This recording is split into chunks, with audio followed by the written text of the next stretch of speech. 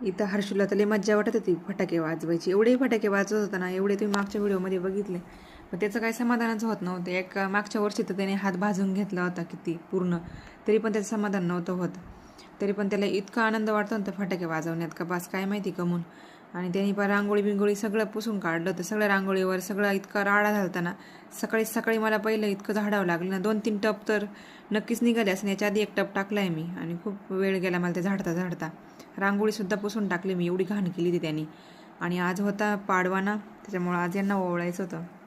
पण ते बोलले की नाही मला सकाळीच लवकर ओवळ, कारण की पाणी पण भरायचं होतं त्यांना मकाला आणि सोयाबीन न्यायला पण ते लोक येणार होते.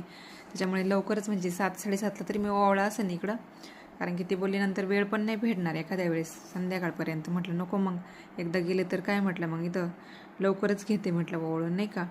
मग दुसऱ्या दिवशी भाऊबीज होती, पण मला काही जायचं नव्हतं. पण काय आता जायची वेळ आली दुसऱ्या दिवशी. भाऊबीजेच्या दिवशीच अचानक जावं लागलं माहेरी.